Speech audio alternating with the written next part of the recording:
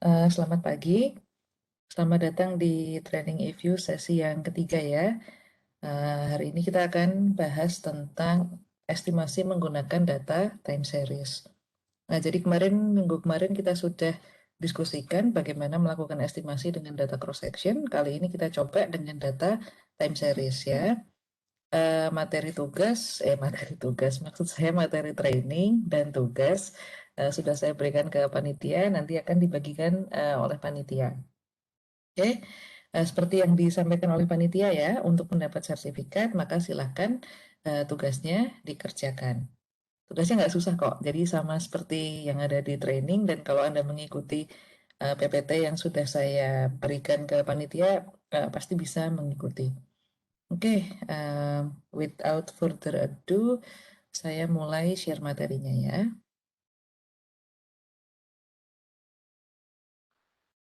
Oke, let me share my screen. Nah, kelihatan kan ya materinya di screen Anda. Eh, ini saya minimize aja. Nah, em, seperti biasa nanti kita gonta-ganti ya. Kita buka PPT, kita buka EView, sama hari ini kita akan banyak menggunakan komen. Oke. Oke.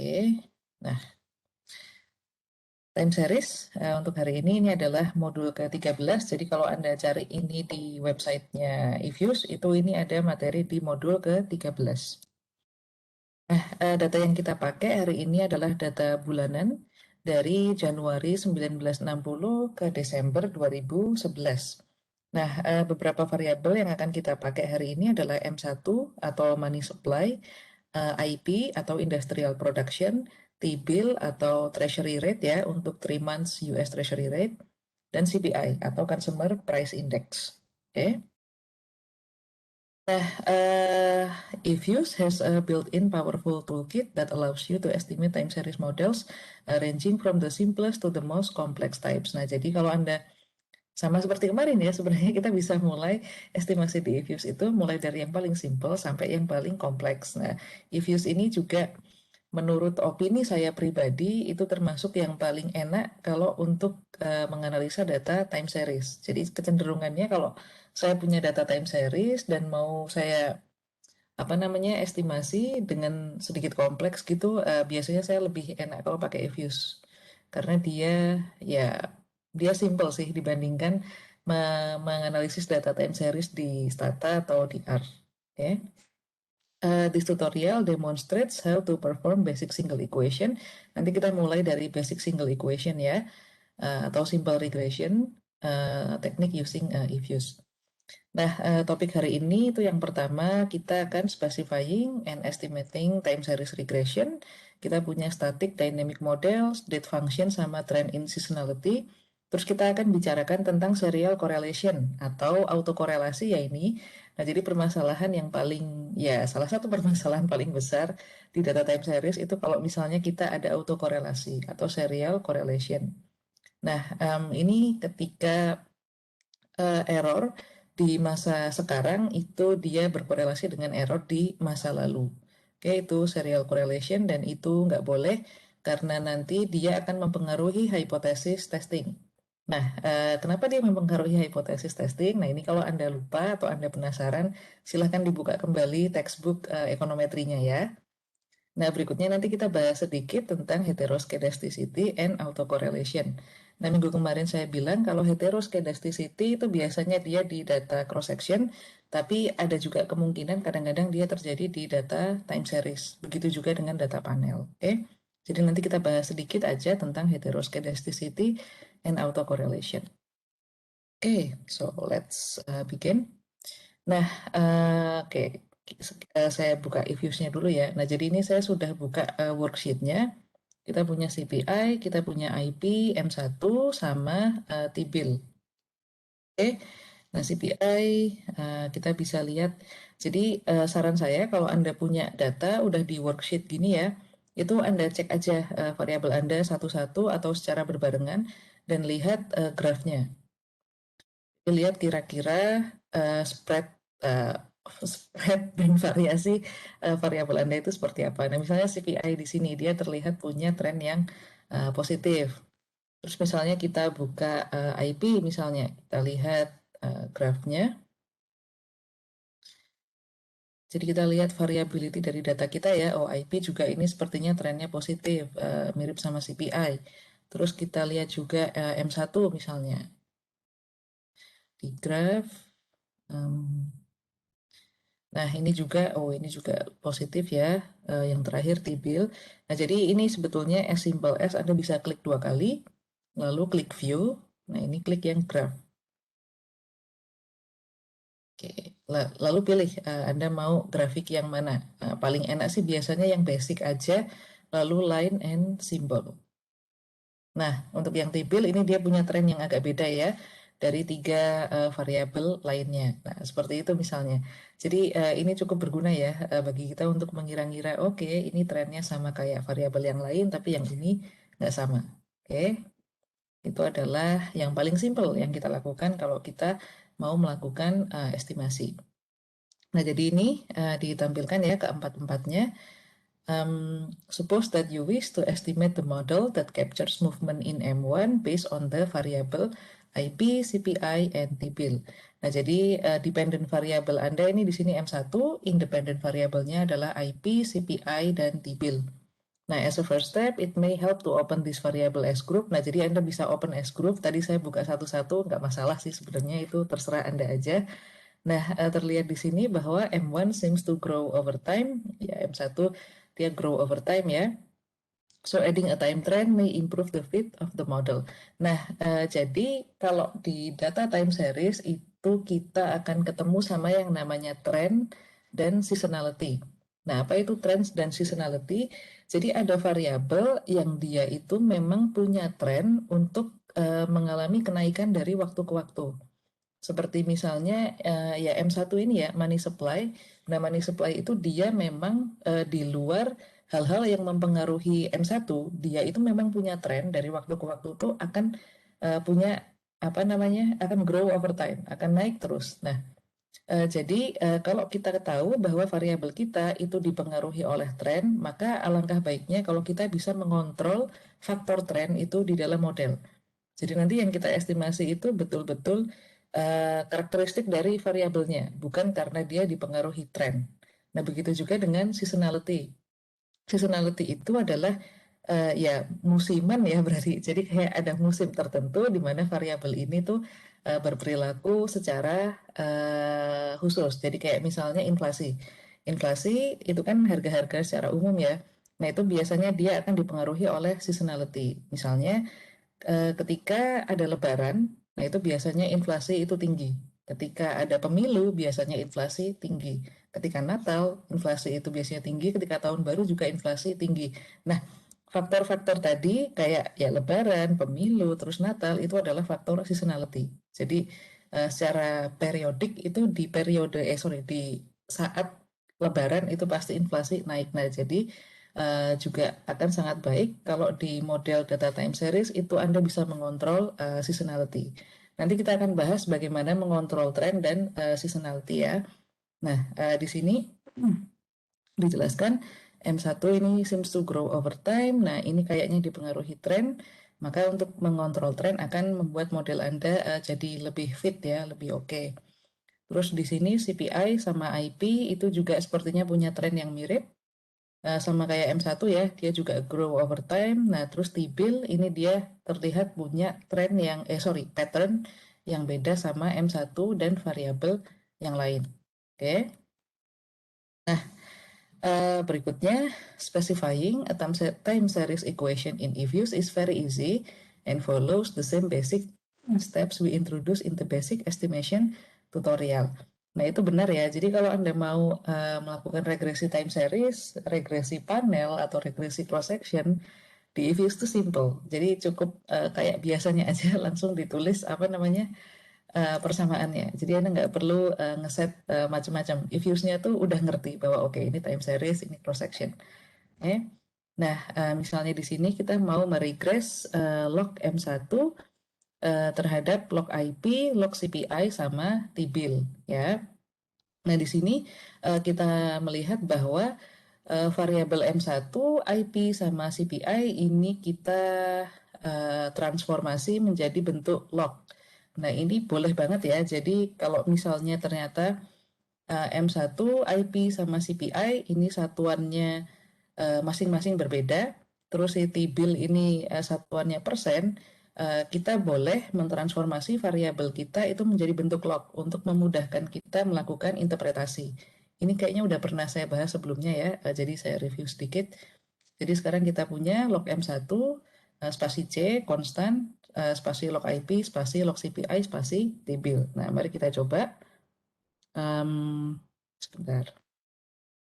Sorry. Nah, ini kita klik quick estimate equation, lalu dependent variabelnya log M1, C untuk konstan, lalu log tadi ya, apa sih tadi, IP, lalu log CPI sama T-bill. Nah, misalnya seperti itu.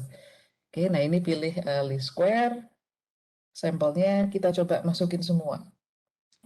Oke, nah keluar hasil regresinya. Jadi as simple as that ya, melakukan regresi data time series sama kayak yang kemarin, klik aja quick estimate equation terus masukin persamaannya. Oke, nah jadi ini adalah hasilnya. Kita balik ke PPT dulu. Nah, di sini output estimasinya terlihat bahwa R squared-nya itu tinggi banget. Ya, ini R squared-nya hampir 100%, R squared-nya 99%. Nah, kemarin saya sempat jelaskan ya, R squared itu menjelaskan variasi dependent variable yang dijelaskan oleh variasi independent variable. Salah satu indikator model yang ideal itu dia punya R squared yang tidak rendah.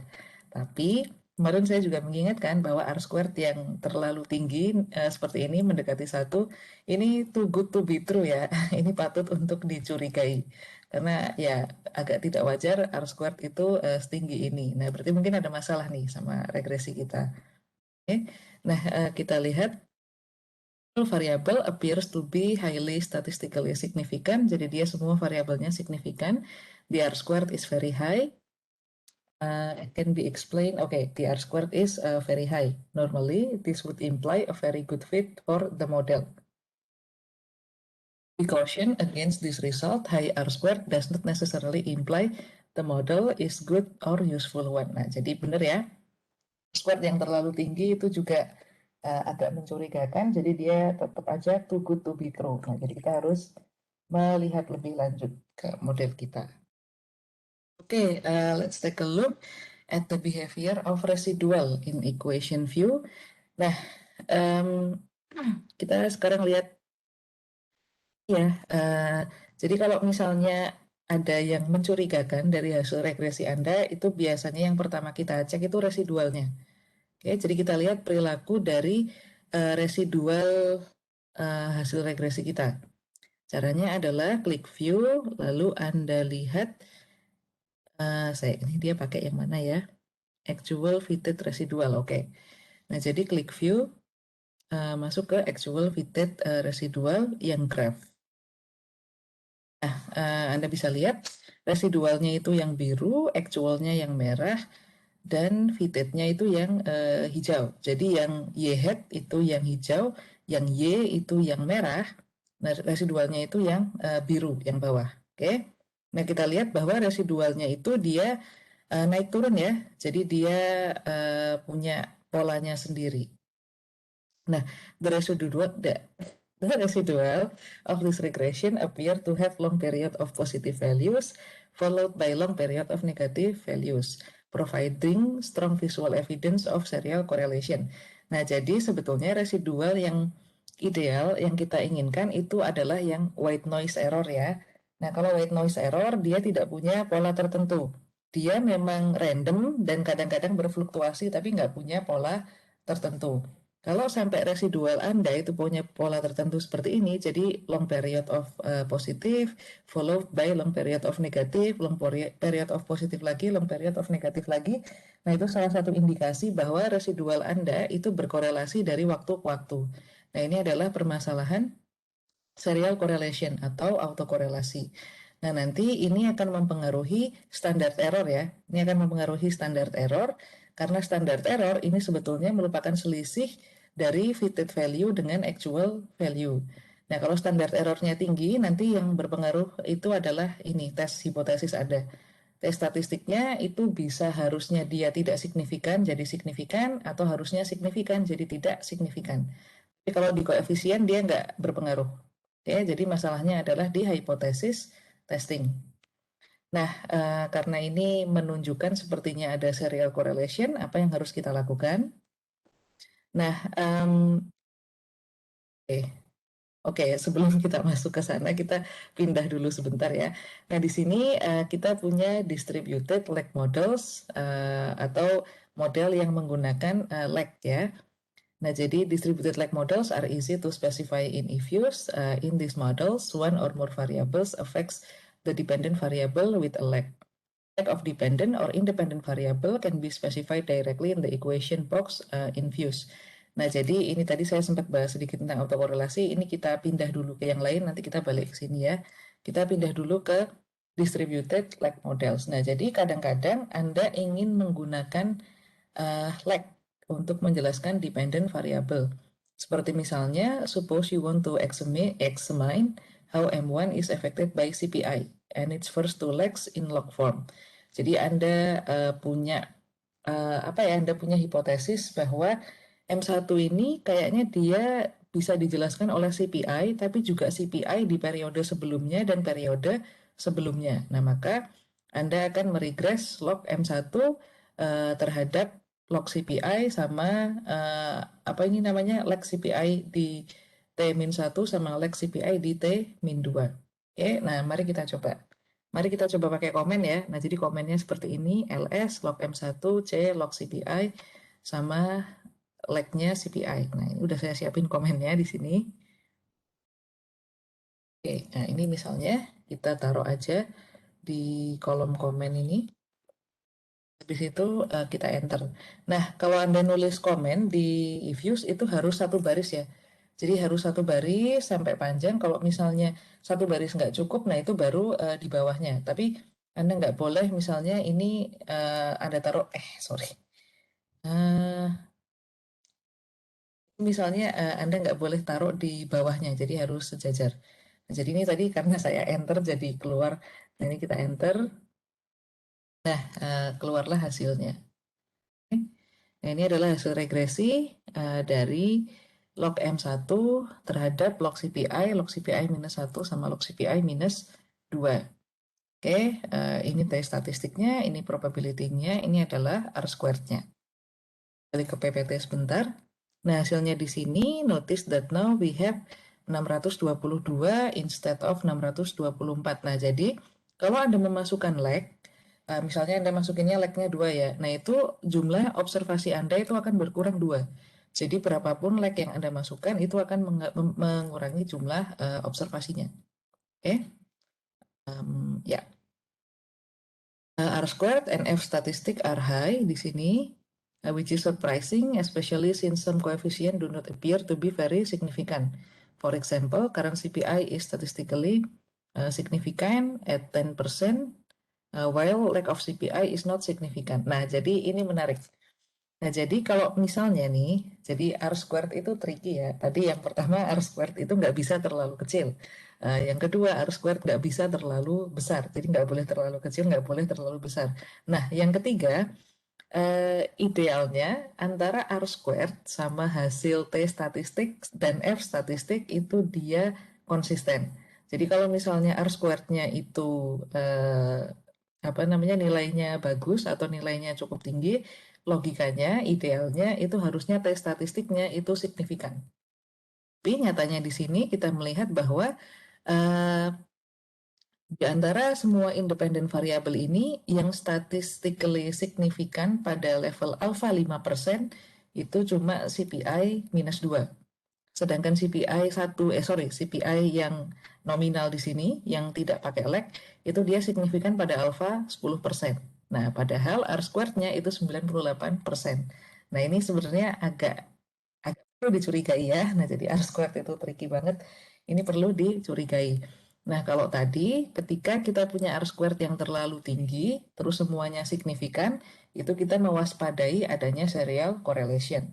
Nah, sekarang kalau kita punya R-squared yang tinggi, tapi independen variabelnya nggak signifikan, nah itu kita mencurigai adanya masalah yang disebut sebagai multicollinearity. Oke, nah apa itu multicollinearity? Mari kita lihat. Nah, jadi what caused the result? It turns out there is substantial correlation between CPI minus 1 and CPI minus 2. Nah, jadi kita tahu bahwa di perekonomian, maksud saya di ekonomi, variabelnya itu saling terkait satu sama lain. Nah, jadi make sense kalau misalnya variabel ekonomi itu akan saling punya korelasi. Misalnya CPI, dia akan punya korelasi dengan M1 misalnya, atau misalnya inflasi dia akan punya korelasi dengan interest rate. Nah itu semua tuh nggak masalah sama sekali. Hanya saja kalau Anda mau menaruh variabel-variabel tersebut di satu model regresi yang sama, maka Anda harus waspada, tidak boleh antar variabel independen atau variabel penjelas itu punya korelasi yang cukup tinggi. Karena kalau Anda punya korelasi yang cukup tinggi antar independen variabel, nah nanti Anda akan ketemu masalah multicollinearity. Nah, multicollinearity ini seperti ini. Jadi si R-squared-nya tinggi, tapi somehow independen variabelnya tuh pada nggak signifikan. Nah, itu dikarenakan adanya multicollinearity. Jadi kalau ada multicollinearity, apa yang bisa Anda lakukan? Anda bisa mengganti variabel Anda. Jadi Anda lihat di antara variabel independen Anda, ini yang korelasinya paling tinggi apa sama apa. Terus salah satunya dikeluarkan dari model. Atau kalau enggak, variabelnya coba ditransformasi ke bentuk lain. Misalnya ditransformasi ke log atau ditransformasi ke first difference atau apapun itu, tergantung dari background teori sama pertanyaan riset Anda. Cuman you have to be aware of this problem. Nah, jadi di sini salah satu cara untuk melihat multicollinearity itu adalah Anda lihat korelasi antara variabel independen Anda. Dalam hal ini, variabel independen Anda itu adalah CPI, CPI minus 1, dan CPI minus 2. Tentang ini sebenarnya udah dibahas di buku ekonometri ya. Kalau misalnya Anda lupa, silahkan lihat lagi. Nah, Anda bisa melihat apa namanya covariance atau ya korelasi antar si variabel-variabel ini pakai covariance analysis atau Anda bisa pakai komen ini. Nah, kita coba pakai komen aja ya, yang lebih simple. Jadi as simple as Anda ketik show, lalu namanya tuliskan variabel-variabel independen yang mau Anda lihat. Jadi show CPI, CPI minus 1, CPI minus 2. Nah, mulai. Shouldn't be like this. Bentar ya. Oke, type document. Oh, sorry. Ini untuk membuka seriesnya secara grup. Oke, sorry. My bad. Jadi ini untuk membuka seriesnya secara grup. Nah, untuk melihat covariance-nya atau korelasinya, ini pakai yang ini. Jadi view covariance analysis. Nah, jadi setelah Anda buka sebagai grup, ini Anda klik view, klik covariance analysis, lalu lihat apanya? Klik on the correlation box. Nah, ini klik korelasinya. Anda klik oke. Nah, di sini Anda bisa lihat korelasi antara CPI dengan CPI minus 1 dan korelasi antara CPI dengan CPI minus 2. Juga korelasi antara CPI minus 1 dengan CPI minus 2. Nah, kita lihat bahwa korelasinya semuanya tinggi ya, 99% semua. Nah, ini menunjukkan adanya multicollinearity. Nah, mungkin ada pertanyaan ya bahwa oke, kalau gitu berapa batas toleransi korelasi yang bisa kita terima kalau misalnya kita punya independent variable. Nah, itu case by case ya. Jadi sebetulnya multicollinearity ini itu bukan permasalahan yang dalam tanda kutip wajib Anda atasi di dalam model time series. Jadi masih ada permasalahan lain yang lebih besar daripada multicollinearity ini. Jadi Anda sebetulnya punya pilihan untuk tetap membiarkan adanya multicollinearity di dalam model Anda. Hanya saja ketika Anda membiarkan hal itu tetap di model, maka Anda harus mendeklar bahwa ini ada masalah multicollinearity sebetulnya, tapi saya biarkan saja karena alasan ini, dan ini. Nah, seperti itu. Nah, dan besaran toleransinya, korelasinya berapa, itu tergantung sekali dari background teori riset Anda dan juga pertanyaan riset Anda. Jadi saya nggak bisa jawab sebetulnya besarannya berapa, karena itu case by case ya. Jadi lihat literatur review aja, kira-kira berapa besaran yang bisa ditoleransi. Oke,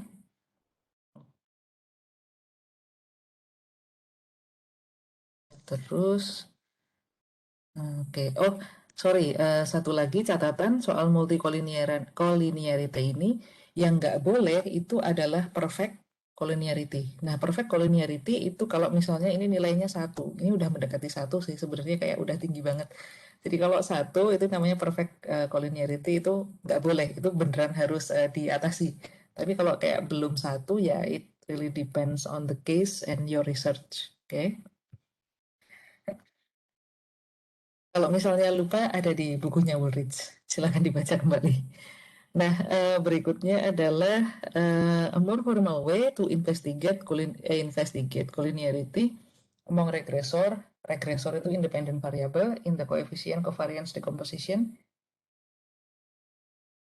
Anda bisa lihat coefficient variance decomposition, if you want ya. Tapi ini agak ribet sih. Saya cenderung nggak pernah pakai ini.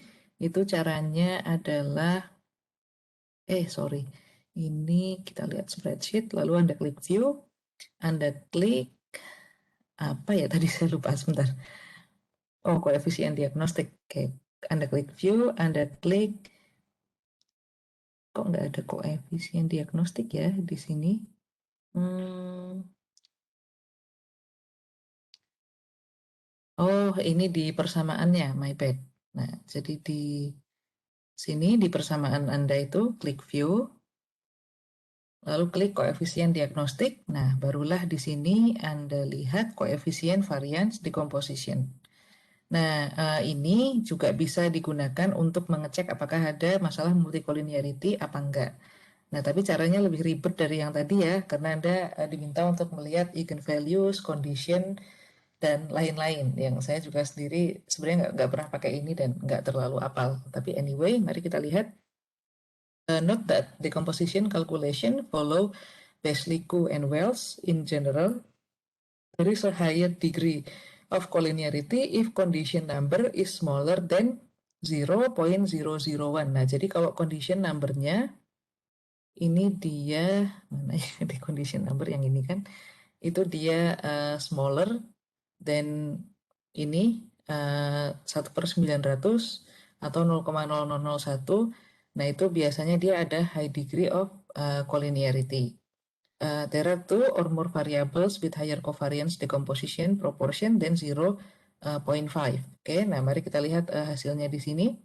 Ini kan hasil yang sama kayak yang di Evius ya. Nah, kita coba lihat di PPT aja.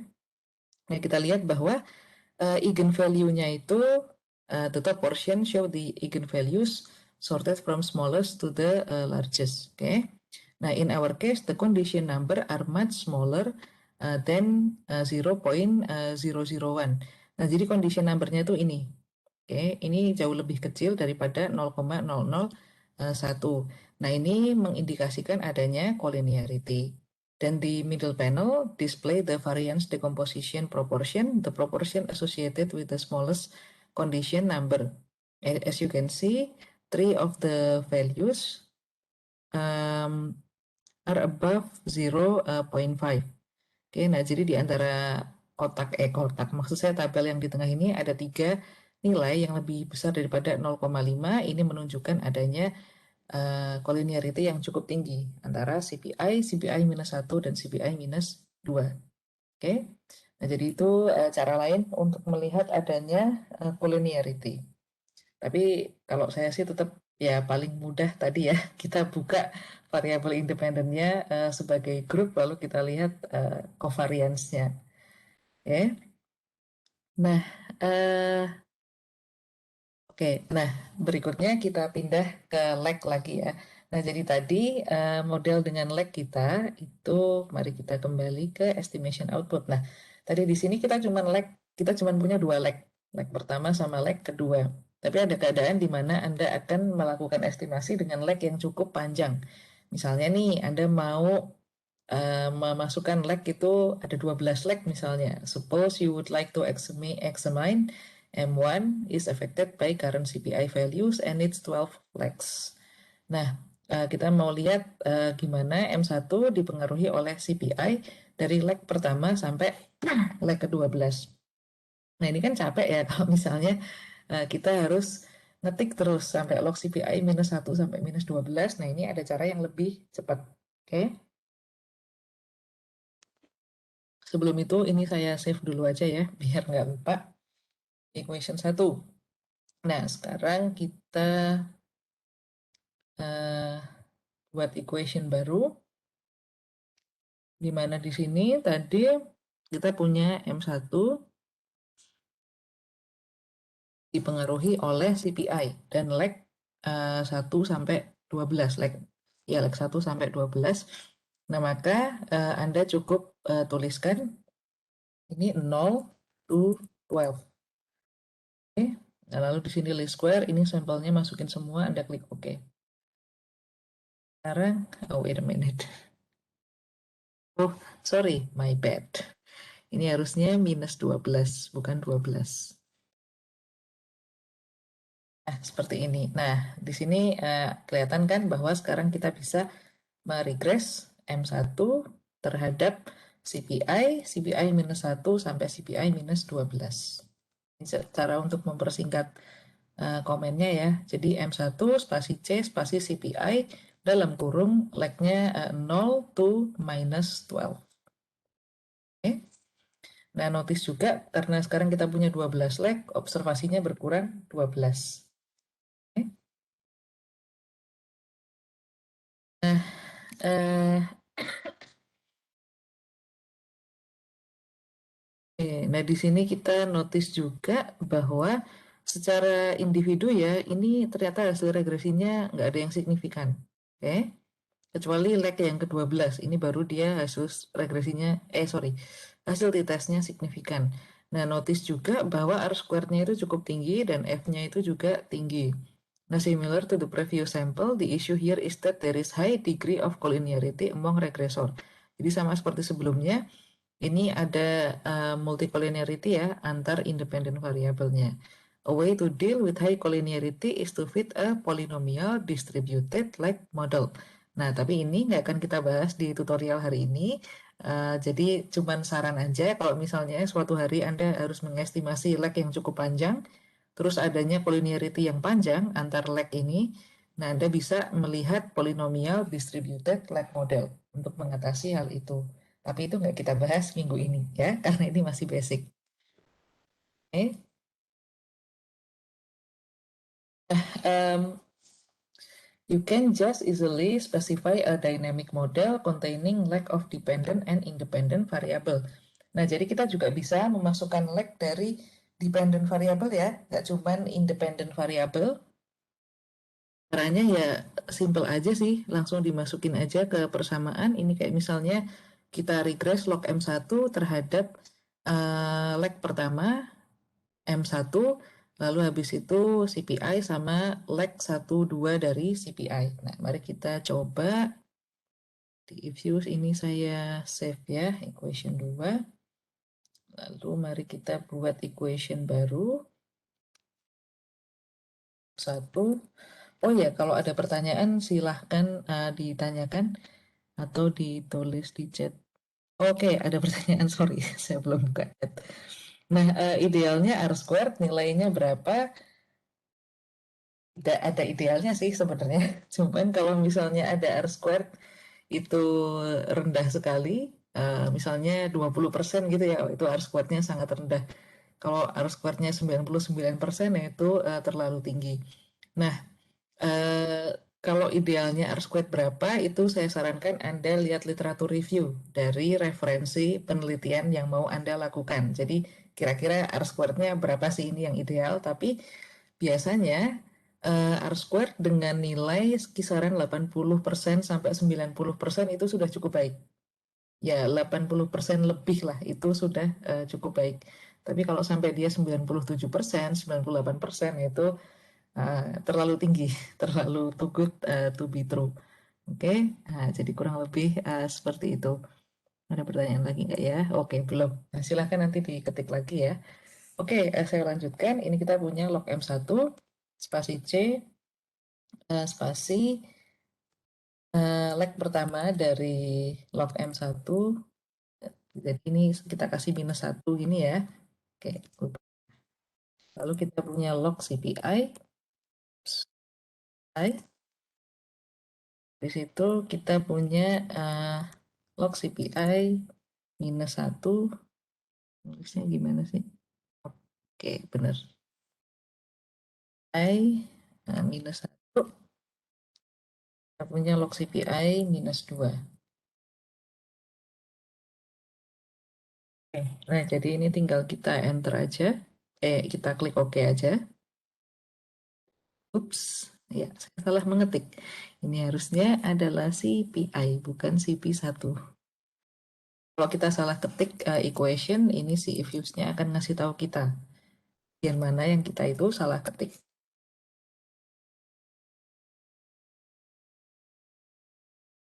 Nah, jadi ya seperti ini. Bisa meregress leg dari dependent variable ya. Karena kadang-kadang memang ada variabel yang dia itu pergerakannya atau ya polanya itu bisa dijelaskan oleh pola dirinya sendiri di masa lalu. Misalnya money supply. Ya money supply di masa mendatang itu bisa juga dijelaskan dengan pola money supply di masa lalu. Makanya make sense ya kalau kita memasukkan leg dari M1. Karena kalau misalnya BI nih menentukan, oke, ini kita mau kebijakan moneternya yang bagaimana untuk mengatur money supply, nah itu dia pasti akan refer ke bagaimana pergerakan money supply di masa lalu. Jadi make sense untuk memasukkan leg-nya. Oke, lanjut. Nah, ini estimation-nya bisa di sini. Oke, berikutnya kita move on ke date function. Nah, date function ini untuk mengubah-ubah equation, mengubah-ubah sampel, nah itu kita akan masuk ke sini. Oke, nah if use allows you to estimate regression models using dummy variables directly in the estimation window without first having to create dummy variable. Nah, jadi salah satu alasan kenapa menurut saya if use itu cukup praktis ya, itu dummy variable bisa langsung dimasukin ke dalam equation, nggak usah di define terlebih dahulu. Oke. Example, judging by the behavior of M1 in the graph, it appears that the series grew at much more rapid pace since 2008. Jadi pasca 2008 ini pertumbuhannya lebih rapid. Nah, pas 2008 itu kebetulan ini kan money supply-nya US ya. Nah, pas 2008 itu kebetulan Federal Reserve atau Bank Sentralnya US itu dia issuing QE atau quantitative easing.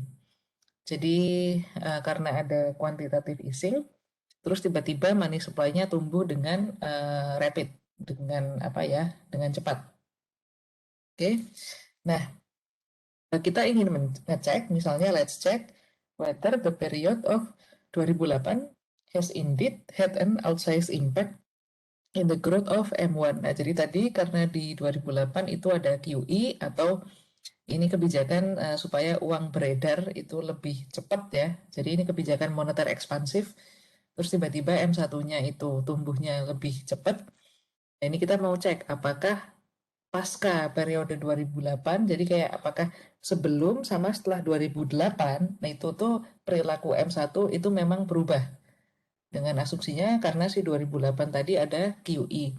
Nah, kita bisa memasukkan faktor tadi, faktor si 2008 tadi itu ke dalam equation secara langsung.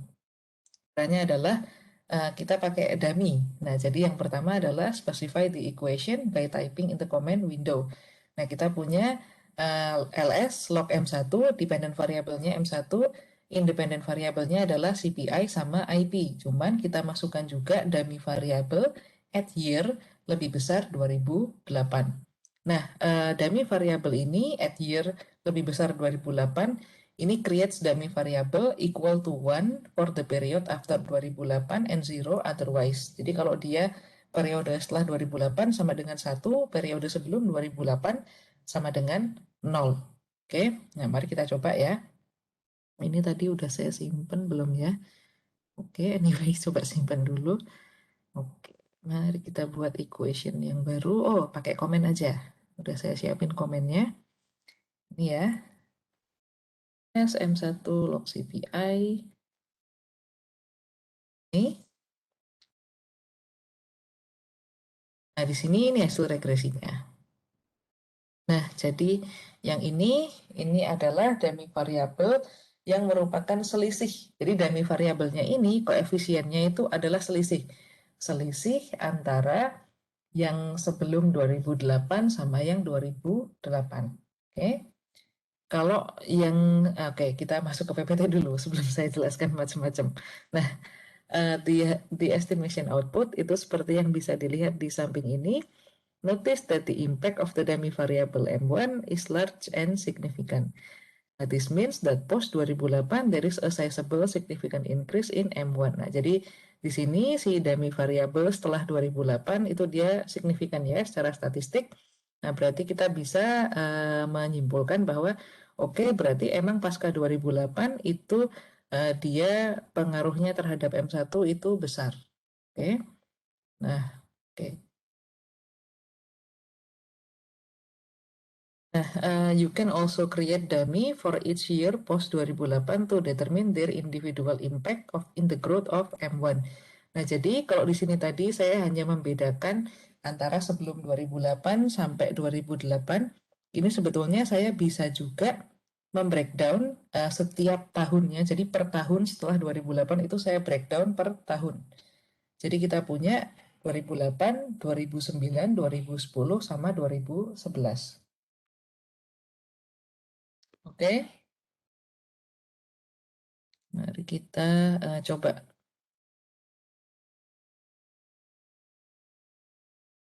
Hmm,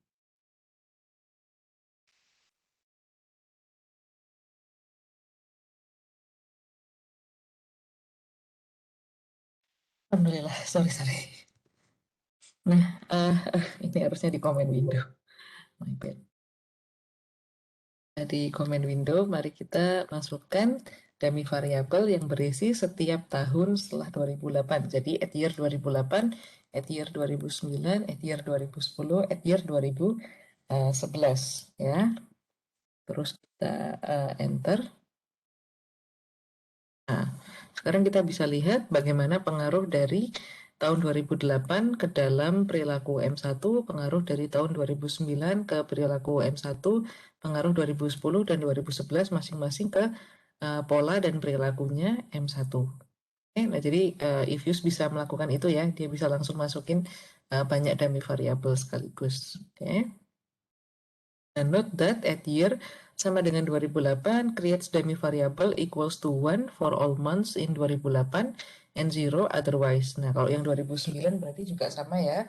Sama dengan 1 kalau dia merupakan bulan di tahun 2009 dan 0 kalau misalnya bukan. Oke. Nah, kita bisa juga membreakdown tahun itu berdasarkan quarternya. Nah, jadi we can examine the direct impact of QE on M1 by specifying the year and the quarter when it was announced. Nah, jadi tadi kan QE itu diumumkan di first quarter 2009. Jadi QE itu dibagi dua. Jadi ada QE 1, QE tahap pertama, sama QE tahap kedua. Nah, QE tahap pertama itu dia di first quarter 2009, QE di tahap kedua itu adalah third quarter 2010.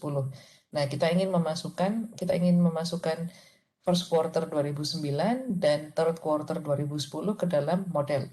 Nah, itu bisa, Ivius bisa banget melakukan hal itu. Caranya adalah masukin aja komen at year 2009, at year 2009 and add quarter sama dengan 1. Nah, add year sama dengan 2009 dan add quarter sama dengan 1. Ini adalah dummy variable yang sama dengan 1 untuk semua bulan yang ada di quarter pertama 2009. Atau dia 0 otherwise. Nah, begitu juga yang 2010 quarter 3. Oke. Nah, mari kita coba lihat bagaimana dia dilakukannya di Ifuse. Nah, ini saya langsung kopas komennya aja ya. Ini saya save dulu deh supaya nggak hilang-hilangan. Ini masukin komen. Nah, kita klik. Nah, sekarang kita bisa lihat bagaimana QI1 itu menjelaskan M1, bagaimana QI2 itu menjelaskan M1. Oke.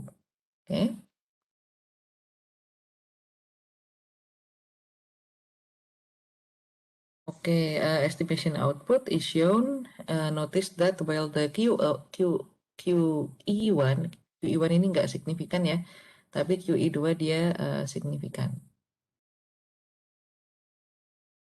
Oke, nah berikutnya kita juga punya dummy variable. Jadi kita tadi punya dummy variable year, kita punya dummy variable quarter, ya kan? Nah selanjutnya kita juga punya dummy variable during. Oke. You can also create a dummy variable by specifying a date value using a during function.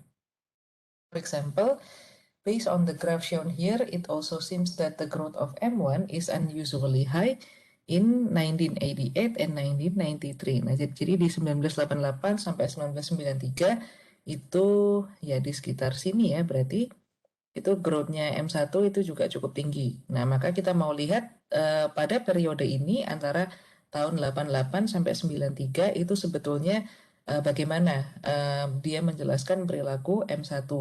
Nah, kita bisa membuat dummy variable untuk periode tersebut menggunakan comment add during. Jadi caranya gampang, ini masukin persamaan regresinya ya, log M1, C, log CPI, log IP, masukin aja add during dalam kurung periode yang mau Anda lihat. Oke. Nah, 1988 bulan 1 sampai 1993 bulan 12. Nah, mari kita coba ya.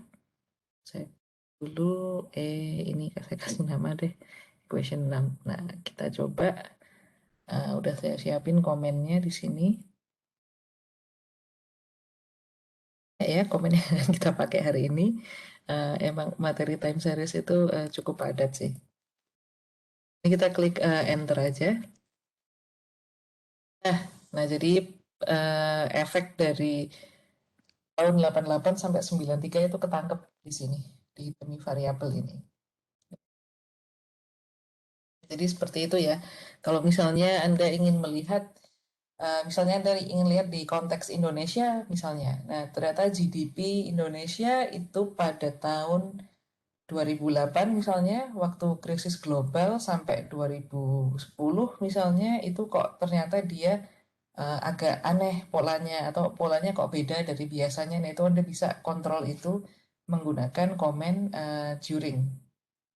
Nah, itu enaknya Evius ya, dia bisa masuk-masukin dummy variable agak sesuka hati gitu dan nggak usah mendefine dummy variabelnya terlebih dahulu.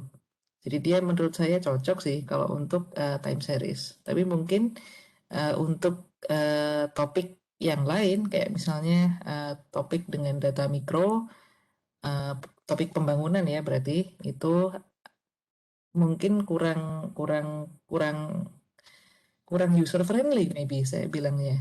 Tapi kalau untuk topik-topik yang dia punya data yang panjang terus data moneter sih biasanya data makro itu menurut saya Ifuse lumayan oke ya. Tapi preferensi sih if you don't like using Ifuse you can use other software. Oke, alternatively Anda juga bisa kalau nggak mau pakai during, ada komen yang lebih versi yang lebih panjang. Ya, if you like it, it's okay. Itu adalah komen add date. Add date lebih besar sama dengan add date file. Nah, jadi di sini artinya lalu juga add date lebih kecil sama dengan date file 1993 M12. Nah, jadi di sini yang add date lebih besar sama dengan add date file. Ini Anda mendefinisikan range, bukan range, ini kan interval ya. Nah, jadi ini adalah batas bawah intervalnya. Lalu yang add date lebih besar, lebih kecil sama dengan add date eval, ini adalah batas atas dari intervalnya. Jadi interval itu kan ada batas bawah sama batas atas ya. Yang batas bawah yang add date lebih besar sama dengan date eval, dan add date lebih kecil sama dengan date eval. Ini kita juga bisa coba kok di Ifuse, komennya udah saya bikin. Mari kita coba klik OK, klik Enter. Nah, sama ya. Ini sama kayak during sebenarnya. Hasilnya juga sama, ya kan? Sama-sama 0,07 something something something, sama aja jadi. Oke. Oke. Nah, Anda juga bisa pakai expand ya. Ini udah pernah kita bahas expand di kemarin data cross section. Jadi ini juga bisa dipakai di data time series ya. Suppose you want to check the effect of each quarter of the year in the growth of M1, type in the comment window.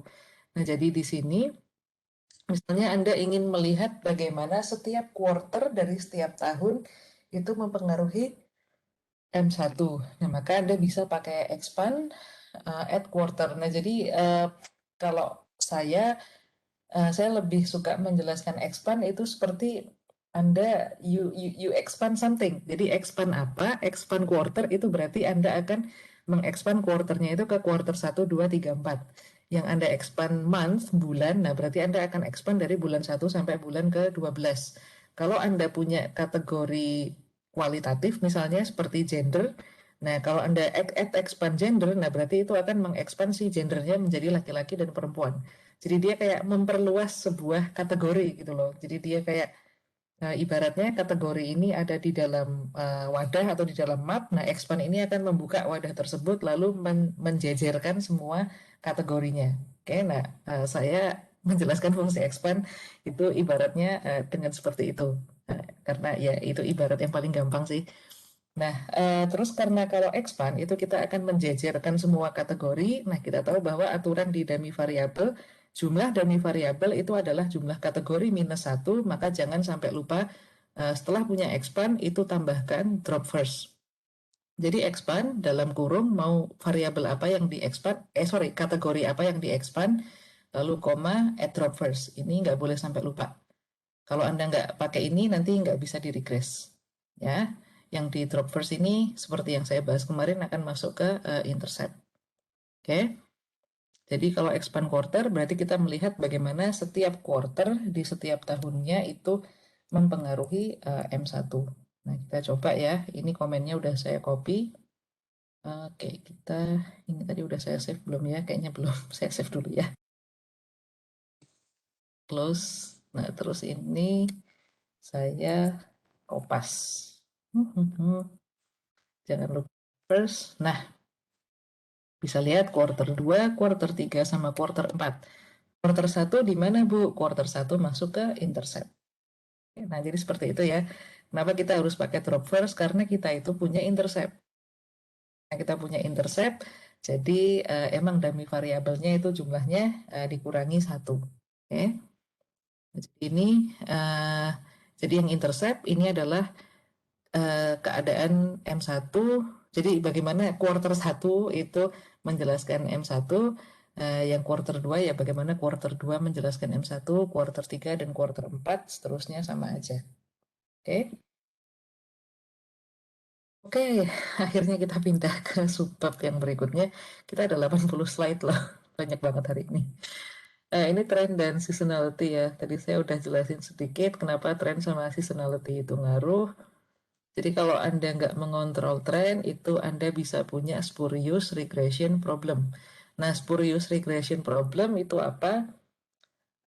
Sederhananya, spurious regression problem itu adalah ketika Anda mengira dua variabel itu karena dia punya pola yang sama atau dia berjalan ke arah yang sama beriringan, lalu Anda mengira bahwa, oh, ini sepertinya ada relationship di antara kedua variabel tersebut.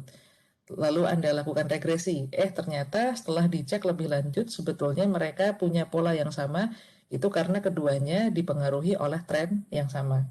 Padahal variabelnya sendiri sebetulnya dia tidak punya korelasi satu sama lain. Nah, itu adalah spurious regression problem. Jadi yang tadinya dikira kayaknya ada kok korelasi, sebenarnya nggak ada. Itu karena adanya tren. Nah, itulah kenapa kita harus hati-hati sama yang namanya tren, terutama di data time series yang cukup panjang ya. Itu kita harus benar-benar awas sama yang namanya tren.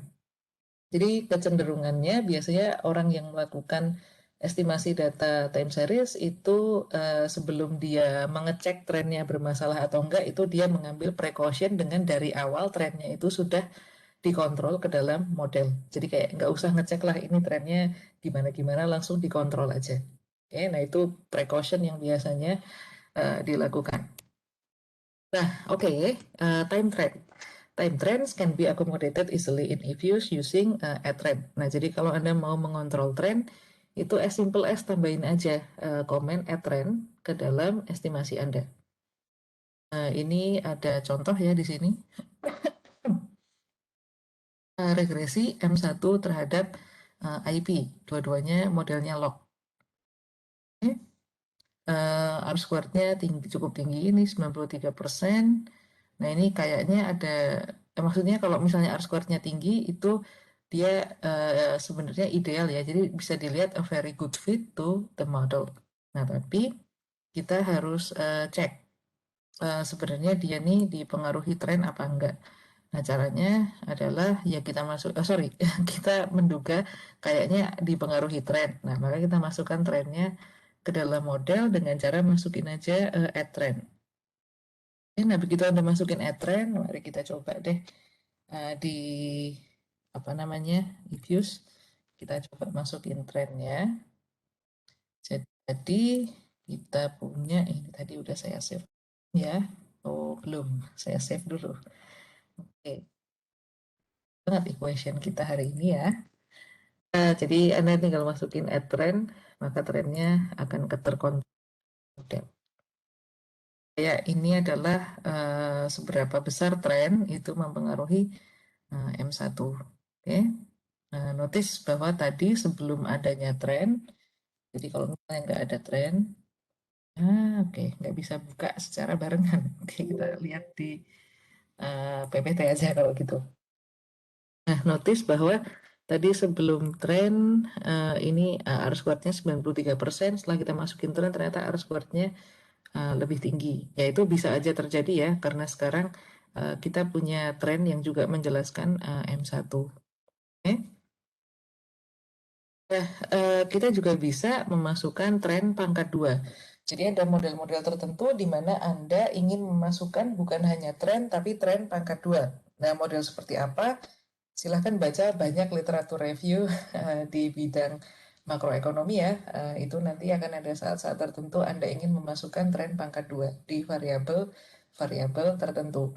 Nah, saya cuma bisa menunjukkan cara memasukkannya di Ifuse, itu tinggal masukin add trend pangkat 2 seperti ini. Oke, jadi misalnya kita mau lihat log M1 terhadap tren dan pangkat 2-nya tren tersebut. Ya, ini saya save dulu.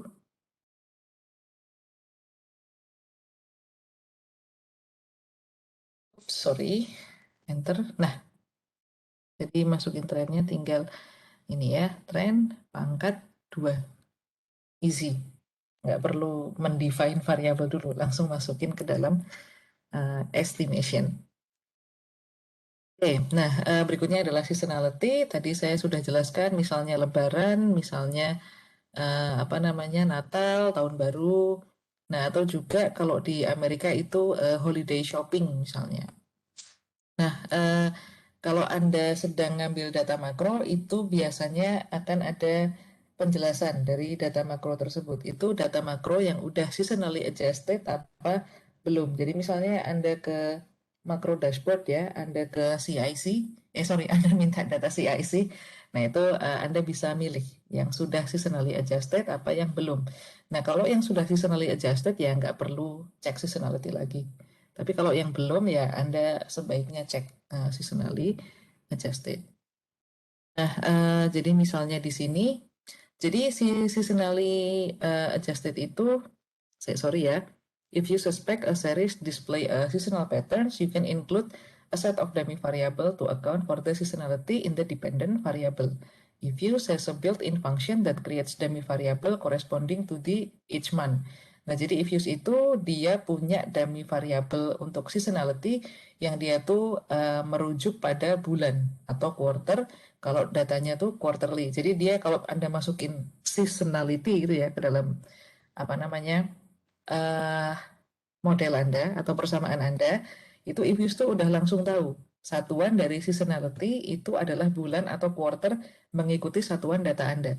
Mengikuti time period data Anda. Jadi data kita kan bulanan ya. Jadi seasonality-nya itu juga dihitung per bulannya oleh Ivius. Tapi kalau misalnya tadi data kita itu quarter, nah Ivius juga langsung tahu bahwa seasonality-nya itu per quarter. Oke, okay? So Ivius is really smart and simple. Jadi misalnya nih kita ingin lihat seasonality untuk bulan 2, bulan 3, 4, 5 sampai bulan 12. Nah, bulan satunya mana, Bu? Ya, bulan satunya ada di intercept atau ada di konstan. Oke. Nah, kalau misalnya nih tadi misalnya ada pertanyaan, Bu, kalau misalnya saya cuma mau lihat apa namanya seasonality di waktu Natal aja gimana ya, berarti masukin aja sis 12 di bulan Desember kan, karena bulan Desember setiap tahun. Nah, yang tricky adalah Idul Fitri. Idul Fitri kan pindah-pindah terus bulannya. Nah, kalau yang terjadi seperti itu, maka Anda bisa buat dummy variabel sendiri untuk Idul Fitri. Jadi kayak definisikan aja Idul Fitri itu misalnya bulan berapa, tahun berapa. Kayak tadi kita buat dummy variabel yang di sini tadi ya. Itu kayak mau bulan berapa, tahun berapa. Itu bisa Anda lakukan begitu. Tapi kalau seasonality-nya itu di tipe event yang dia itu apa namanya konstan setiap tahun, misalnya Natal, ya langsung masukin aja sis 12. Kalau data Anda data bulanan. Kalau misalnya data quarterly, Desember itu di bulan keempat kan, ya berarti sis 4. Oke, jadi Ifusnya ini udah tahu. Nah, mari kita coba lakukannya pakai komen ya. Kita masukin seasonality dari bulan 1 sampai bulan 12. Ini saya save dulu.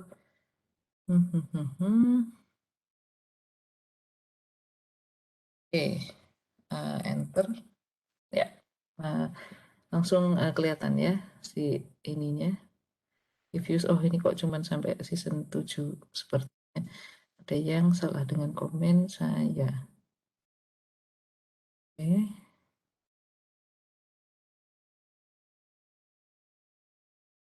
Season 7 juga ya. Wait a minute. What's wrong with this? Oke. Karena ini ya, potong di sini. Oh, ya, ya, ya, ya. Saya tahu nih kenapa. Nah, ini dia masalahnya. Nah, sekarang sampai season 12. Ketik komen. Nah, bisa lihat bahwa ini seasonality dari bulan pertama sampai bulan ke-12. Bulan pertama ada di konstan. Oke. Oke.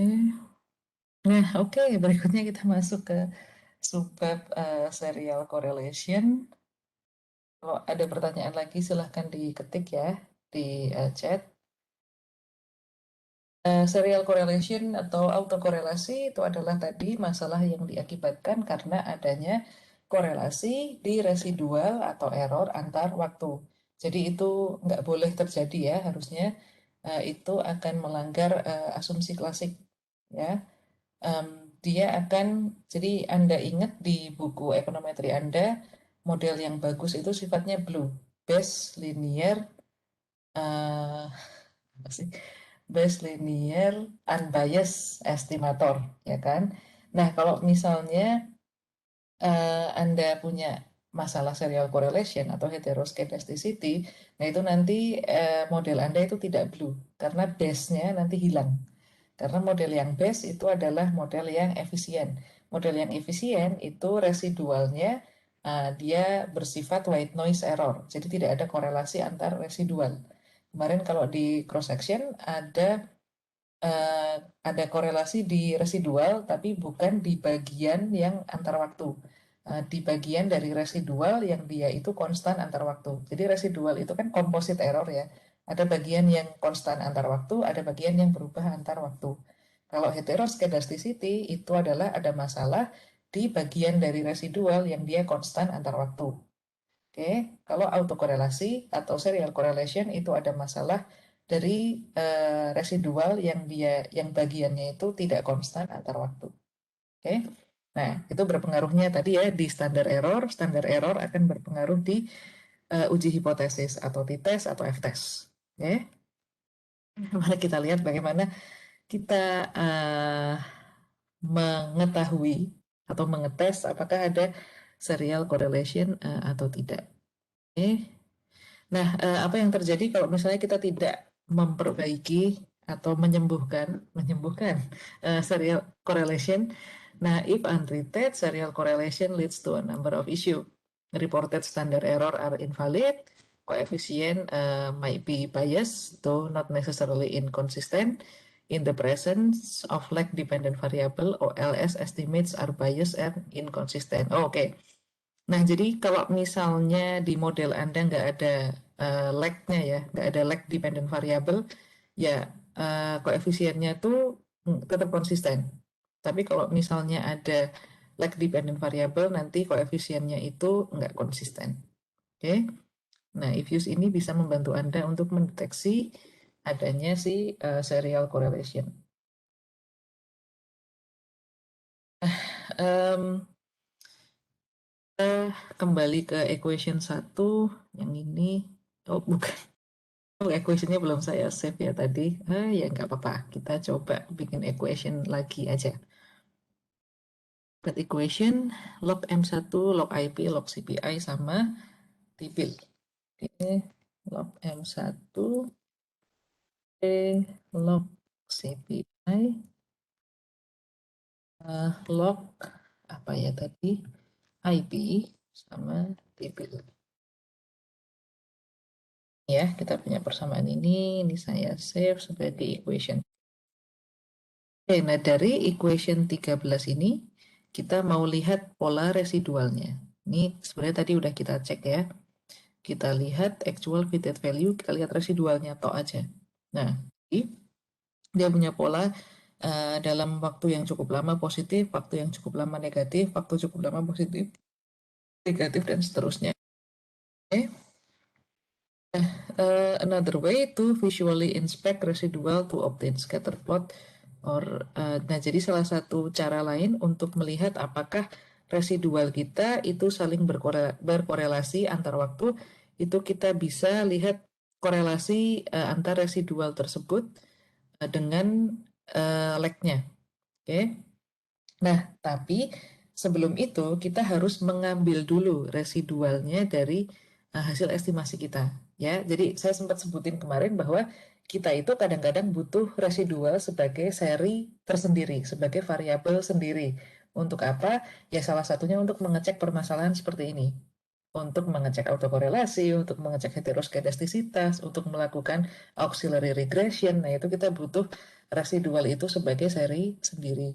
Nah, tapi kita nggak bisa pakai resit yang ada di worksheet kita. Nah, karena resit ini dia nilainya, jadi ini hanya seperti wadah untuk nyetor residual di setiap model yang lagi aktif di worksheet kita.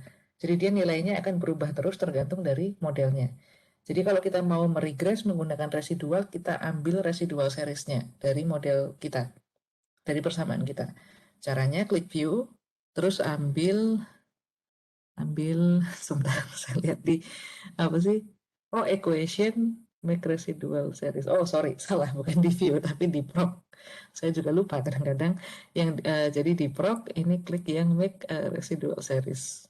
Nah ini klik yang ordinary, kasih nama apapun terserah Anda, misalnya resid 01. Oke, kita klik oke. Nah ini adalah error atau residual dari model kita. Jadi ini error itu apa sih Bu? Nah ini sebetulnya ini adalah selisih dari Y hat dengan Y actual.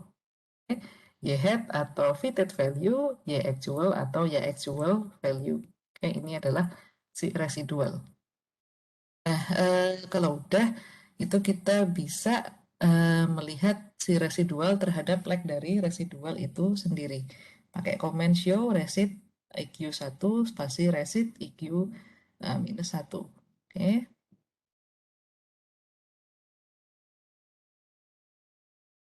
ini saya ngasih namanya agak beda ya, tapi nggak masalah deh. Hmm, ini adalah resid 01, bukan IQ1. Satu, ini juga resid. Nah, kita bisa lihat bagaimana residual sama residual minus 1. Nah, kita bisa sebetulnya langsung lihat covariance analysisnya misalnya. Apakah mereka berkorelasi apa enggak. Kayak tadi ya, klik correlation, lalu klik OK. Nah, ternyata korelasi antar residual sama lag residual itu sendiri itu cukup tinggi. Ini red flag banget ya, ini tanda adanya, oh ini kayaknya serial correlation nih. Nah, itu salah satu cara mengeceknya adalah seperti itu, yang paling sederhana. Oke. Oh, atau Anda juga bisa lihat scatternya, apa namanya scatter plotnya. Lihat di graf, lalu lihat yang mana nih? Saya, saya lihat di sini dulu. Scatter. Oh, ini scatter. Ini salah satu tanda yang paling jelas juga. Jadi harusnya residual yang ideal atau white noise yang bersifat white noise nggak punya korelasi antar waktu itu dia nggak punya pola tertentu. Jadi ini kan kelihatan banget jelas residual itu punya pola positif. Jadi dia punya slope positif ini kalau kita ambil slope-nya. Nah residual yang ideal itu dia scattered, jadi tersebar di mana-mana sehingga nggak ada pola tertentu. Kalau residual Anda lihat terhadap residual minus 1 atau terhadap lag-nya, dia punya pola tertentu, nah itu udah pertanda banget, oh ini ada autokorelasi. Kalau misalnya nggak ada autokorelasi, pasti nggak ada pola tertentu seperti ini. Oke, Oke. Berikutnya Anda juga bisa lihat korelogram. Korelogram itu bisa dilihat di persamaan, lalu klik view residual diagnostik, ini korelogram. Nah, korelogramnya yang mana ya? Sebentar saya cek. Yang Q statistik, oke. Karena saya juga sebenarnya nggak pernah pakai korelogram ya, jadi agak-agak lupa. Nah, oke. Nah, kalau ini adalah korelogram, nah ini namanya korelogram ya. Nah, jadi residual yang tidak ada autokorelasinya itu di korelogram ini antara kanan sama antara kiri sama kanan itu dia juga kesebar. Jadi kayak nggak ada polanya. Ini kan polanya tertentu ya. Yang sebelah kanan itu ada terus, ada ininya terus, yang abu-abu ini. Nah, kalau misalnya nggak ada autokorelasi atau serial correlation itu harusnya tidak ada pola tertentu seperti ini. Oke. Oke. Nah, berikutnya ada beberapa tes ya untuk mengecek autokorelasi. Yang pertama adalah Durbin-Watson, yang berikutnya adalah Bruce-Godfrey, yang terakhir adalah uh, L. Jung, L. Jung Box-Q statistik. I don't know how to read this name. I just read it as L. Jung atau Jung, I don't know. Durbin-Watson test dulu. Durbin-Watson test itu adalah tes autokorelasi yang paling awal diajarkan di ekonometri. Watson itu kalau di infuse nggak usah dihitung, bukan maksudnya nggak usah dihitung ya, tapi tidak perlu dihitung secara manual karena dia sudah langsung muncul di hasil regresi. Oke, jadi nah ini saya kembalikan ke hasil regresi ya. Ini Durbin Watsonnya udah otomatis ada di sini. Ini hasil dari Durbin Watson test. Nah, Durbin Watson test itu dia bisa melihat Anda ada autokorelasi apa enggak, itu tergantung dari berapa hasil dari Durbin Watson testnya. Kelemahan dari Durbin Watson test yang membuat dia sudah jarang digunakan adalah dia hanya bisa melihat autokorelasi di maksimum leg pertama. Nah, kalau model Anda itu ada leg yang lebih dari satu, leg kedua, leg ketiga, Anda nggak bisa mengetes autokorelasi pakai Durbin Watson. Nah, itu salah satu alasan kenapa orang udah nggak pakai Durbin Watson ya. Nah, alasan yang kedua adalah untuk mengecek nilai Durbin Watson kita, ini akhirnya ada autokorelasi apa enggak, kita harus membuka Durbin Watson tabel, lalu dibandingkan dengan tabel. Ya, we don't have Durbin Watson tabel at hand all the time kan, ya, makanya that's why people don't use Durbin Watson anymore. Dan by the way, saya sendiri tidak ingat ya klasifikasi di Durbin Watson itu nilai berapa sampai berapa yang dia itu ada autokorelasi. Jadi kalau Anda mau tahu, saya sarankan baca literatur review ya, atau buku ekonometri itu juga ada. Nah, yang paling sering digunakan adalah yang ini, Bruce-Godfrey atau LM test. Nah, ini lebih enak karena dia bisa mengcover leg berapapun yang ada di dalam model Anda. Jadi mau model Anda punya leg sampai leg 5, leg 12, nah itu tetap bisa pakai LM test. LM test juga cukup mudah. Ya, LM test caranya seperti ini, klik view, klik residual diagnostic, lalu ini serial correlation LM test. Nah, ini ya misalnya leg-nya berapapun lah. Kita klik OK. Nah, hasilnya akhirnya ada correlation atau enggak itu kita lihat dari angka yang warna biru ini. Angka ini, angka ini kan hasil F statistik ya. Ini p-value-nya, ini juga chi-square, ini juga p-value-nya. Nah, lihat di hasil dua tes statistik ini apakah dia signifikan apa enggak. Kalau dia signifikan, artinya ada serial correlation. Kalau dia nggak signifikan, artinya nggak ada serial correlation. Nah, sebenarnya LM test itu adalah kita melakukan regresi dengan dependent variable uh, residual, kita regress terhadap variabel independen sama leg dari residual itu sendiri. Jadi tadi leg yang kita masukkan itu adalah leg dari residual. Mau berapa legnya? Itu gimana Bu menentukan legnya itu mau leg berapa? Tergantung penelitian. Jadi silahkan lihat apa namanya literatur review. Oke, nggak bisa saya jawab di sini karena case by case. Tapi yang pasti untuk melihat adanya autokorelasi apa enggak itu cukup lihat tabel yang paling atas ini. Kalau dia signifikan ada autokorelasi.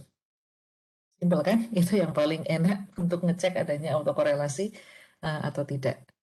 Ya. Nah, yang bawah ini kayak regresi yang kita lakukan di bawah ini, di mana residual adalah dependent variabelnya. Nah, ini disebut sebagai auxiliary regression. Ya, jadi tadi saya sempat bilang kenapa kita butuh ngambil error dari model karena kadang-kadang kita harus melakukan auxiliary regression. Ya. Oke, nah kalau kita udah tahu adanya autokorelasi, gimana cara kita mengkoreksi model kita supaya bisa mengatasi autokorelasi? Nah, ada beberapa cara. Dulu ya, oke, sudah jam 9.23. Sebentar lagi waktu kita akan habis. Nah, yang pertama adalah ARMA Models. Jadi saya agak lebih cepat ya di sini. ARMA Models ini adalah salah satu hal yang bisa Anda lakukan untuk mengatasi autokorelasi. You detect serial correlation, something needs to be done. Serial correlation is the error term may be defined by a serious problem of model misspecification. If your goal is to estimate model with complete dynamics, you need to re-specify the model. Nah, jadi kalau model Anda ini dynamic ya, itu Anda harus mengubah persamaan Anda. Jadi di spesifikasi lagi, diulang lagi dengan persamaan yang berbeda. Nah, tapi kalau Anda tidak, Anda hanya mau melihat di model statik ya, nah itu Anda bisa memperbaiki serial correlation dengan menggunakan auto-regressive moving average atau ARMA. Nah, saya nggak akan bahas tentang teori ARMA, kapan pakai ARMA, ARMA itu apa, dan seperti apa, bagaimana, itu sudah ada di buku ekonometri, silahkan baca, saya hanya akan menunjukkan bagaimana melakukannya di software ini. Oke, nah,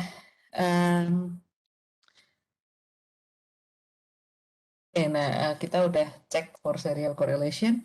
Berikutnya kita bisa correct for serial correlation. Nah, model yang kita pakai yang ini ya. Saya masukin dulu modelnya, di mana di sini kita punya T-bill itu sebagai dependent variable di regress terhadap log M1, log CPI, sama log IP, dan juga trend. Oke, lalu masukin model kita yang buat ARMA. Sudah modelnya ya. Nah, terus kita notice bahwa ini kayaknya ada serial correlation. Nah, intinya seperti itu ya. Sudah di LM test, misalnya oke, kita coba LM test. Residual diagnostic LM test. Ternyata dia ada serial correlation ya, ini signifikan. Oke. Berikutnya, now let's correct the for serial correlation in this model. Suppose you suspect the error terms in the previous model follow AR1 process. Nah, kita itu akan menggunakan AR1 atau AR atau MA proses itu ketika Anda punya dugaan bahwa error Anda atau residual Anda itu mengikuti pola AR atau pola MA tertentu ya. Jadi kalau Anda mau pakai AR atau MA, Anda harus bisa berargumen bahwa ini saya yakin kok bahwa errornya itu mengikuti pola AR atau ini saya yakin kok errornya mengikuti pola MA. Ini saya yakin errornya mengikuti pola AR-MA. Anda harus bisa membuktikan hal itu. Nah, setelah itu barulah Anda masuk ke bagaimana mengestimasi model tersebut di eViews. Oke. Nah, bagaimana cara kita mengargue hal itu? Ya, lagi-lagi case by case, silahkan baca literatur review. Oke, nah kita coba dulu, misalnya kita duga errornya mengikuti AR1 ya. Nah, maka kita masukkan AR1 ke dalam model. Caranya gimana? Ya, simpel aja ya. Jadi ini model yang tadi saya save dulu. Lalu untuk model yang baru tinggal tambahin aja. Nah, tambahin apa? AR1. Dan model yang tadi AR dalam kurung 1. Nah, kita punya model yang pakai AR1. Ini model yang tadi nggak pakai AR1.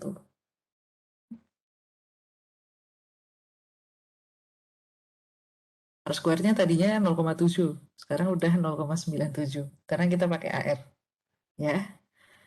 Terus juga log M1 ini tadinya signifikan jadi enggak signifikan. Nah, mari kita lihat. Nah, oke. Ini ya kita bahas sedikit deh. Nah, coefficient AR1 itu ada di middle panel, dia signifikan. Lalu kita punya inverted AR roots. Ini shown at the bottom of the equation box. Stationarity requires that inverted root lies inside the unit circle. There is no particular issue if roots are imaginary, but if use issue a warning if the process is non-stationary. Nah, jadi inverted AR roots ini kalau misalnya keluar hasilnya, nah dia itu menunjukkan bahwa ini persamaannya stasioner. Kalau misalnya nggak stasioner, nanti ada warningnya ya. Notice bahwa number of observation decline by 1. Nah, jadi observasinya ini dikurangi 1 karena AR1. Jadi ARMA ini sebetulnya banyak hubungannya sama lag dari residual ya. AR1 berarti di lag 1. Oke. The summary statistic at the bottom of the table are now based on one period ahead forecast error and not on unconditional residual. Oke. Nah, oke. Ini oke. Oh, ini kalau Anda pakai eView 9, ini kebetulan saya pakai eView 10 ya. Dia melihat ada constraint untuk apa ini? Use constraint least square as estimation method for ARMA models. eView 9 introduce maximum likelihood and GLS estimation of ARMA models. The result above are for the default of ML method. Nah, kalau pakai eView 9 ada perbedaan ya dalam mengestimasi ARMA dengan yang sebelum eView 9. Tapi ya kayak gini nggak masalah sih, sama aja hasilnya sebenarnya. Nah, yang berikutnya, you can also check for serial correlation now by inspecting residual and carrying out Bruce Quadri test. Nah, jadi Tadi sebelum kita cek, sebelum kita masukin AR1, ini kan ada serial correlation ya. Nah, misalnya sekarang setelah ada AR1, kita ingin lihat residualnya itu seperti apa sih? Nah, lihat residual graph. Nah, seperti ini. Kalau yang tadi, mari kita lihat residual graph-nya. Nah, ini tadi adalah residual sewaktu kita masih ada serial correlation. Yang ini setelah kita masukin AR1. Jadi sebetulnya residual yang dia sifatnya white noise atau dia yang tidak ada korelasi antara waktu itu dia seperti ini. Jadi dia akan fluktuatif ya. Dia akan fluktuatif naik sama turun, tapi dari naik sama turunnya itu tidak satu naiknya terlalu tinggi, turunnya terlalu tinggi, dua periode antara naik sama turun itu jaraknya itu nggak terlalu panjang seperti ini. Jadi white noise itu akan memang naik turun naik turun naik turun naik turun, tapi di waktu yang singkat. Jadi dari periode satu ke berikutnya itu ya kayak gini terus dan dia akan selalu kembali ke rata-rata. Ini adalah contoh residual yang dia bersifat stasioner, ya. Jadi lihat ini simpangannya ya, dia dari nol, deviasinya dari nol ke atas tuh nggak terlalu tinggi, deviasinya dari nol ke bawah juga nggak terlalu tinggi. Bahkan nggak sampai satu dan nggak sampai minus satu. Nah, lihat di sini, dia deviasinya dari nol, jadi nilai rata-rata itu adalah nol, deviasinya ini lebih dari satu, hampir dua, dan juga hampir minus dua. Nah, dan juga periode positif cukup panjang, diikuti periode negatif cukup panjang, dan seterusnya. Nah, ini contoh dari error yang tidak bersifat stasioner. Nah, ini adalah error yang bersifat stasioner. Deviasinya dari nilai rata-rata atau dari nol itu nggak tinggi, dan meskipun dia fluktuatif, dia akan selalu kembali ke rata-rata. Oke, nah ini bedanya ya. Model yang dia punya serial correlation sama yang sudah dikoreksi serial correlationnya. Oke, nah jadi tadi salah satu cara untuk mengkoreksi serial correlation itu adalah AR atau MA atau ARMA itu juga boleh. Oke, eh, berikutnya Anda juga bisa menambahkan AR1, AR2 kalau misalnya Anda berargumen errornya itu mengikuti AR2. Oke, berikutnya juga bisa AR3, AR5 misalnya. Jadi Anda bisa berargumen AR berapapun itu selama Anda bisa membuktikan bahwa ya ini menurut Anda errornya itu mengikuti pola AR tertentu yang Anda tentukan. Ya, cara regresinya sama semua ya, nggak usah saya tunjukin. Oke, nah MA juga sama. Kalau misalnya Anda berargumen bahwa ini error dari persamaan saya mengikuti pola MA atau moving average, ya masukin aja MA-nya MA berapa. Misalnya MA1. Sama kayak tadi ya. Eh, jadi nanti Anda masukin komennya hasilnya seperti ini, lalu ada MA di sini. Misalnya ternyata mengikuti MA 1 sampai 3, nah ini Anda bisa mempersingkat komen Anda ke MA dalam kurung 1, 2, 3, 1, 2, 3. Bisa. Nah, nah berikutnya model ARMA. Nah, model ARMA juga sama sebenarnya, tinggal masukin aja di komen. Itu adalah AR1, MA1. Maaf ya, saya agak lebih percepat karena ada webinar jam 10. Cukup padat ya hari ini. Berikutnya, AR sama MA ini juga Anda bisa pakai komen yang dipersingkat. AR dalam kurung 1, tutup. Terus MA dalam kurung 1. Oke. Nah, ini apa ini? eViews provides access to several diagnostic views to help you assess ARMA terms.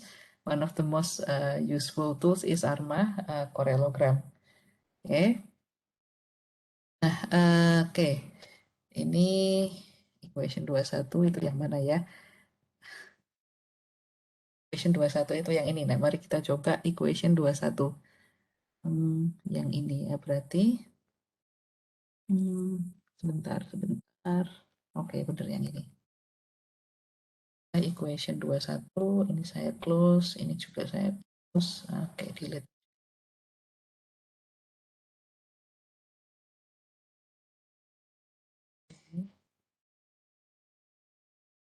Nah, ini adalah contoh tadi dia punya AR1, 2 sama MA1. Nah, terus kita juga bisa melihat ARMA korelogramnya dengan cara apa sih? Oh, ARMA structure ya. Yuk klik ARMA structure. Nah, terus klik korelogram. Nah, ini kita bisa lihat korelogramnya. Sama seperti tadi ya sebenarnya buat lihat autokorelasi. Oke. PPT-nya sudah ada di panitia dan sudah ada linknya di chat. Jadi kalau misalnya Anda ingin mendapatkan PPT-nya, bisa hubungi panitia. Oke, terima kasih. Ada yang nanya bagaimana mendapatkan PPT. Jadi ini adalah korelogram. Sama seperti tadi ya. The graph show autocorrelation and partial correlation.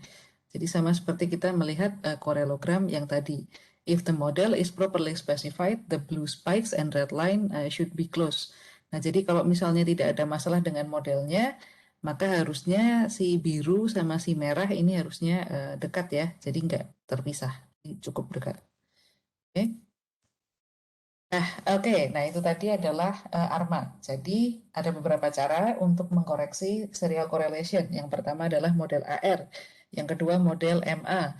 Yang ketiga adalah model AR, MA. Nah, yang terakhir, ini sebenarnya yang justru lebih sering digunakan instead of AR sama MA.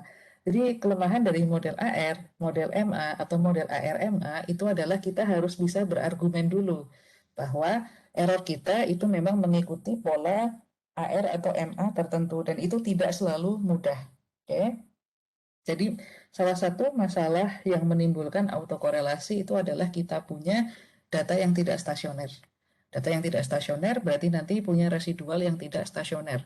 Nah, salah satu cara untuk membuat data kita stasioner itu adalah kita melakukan differencing atau first difference. Jadi datanya instead of Anda mengestimasi data Anda pada level atau pada nominalnya, itu sekarang kita estimasi pada first difference-nya. Oke.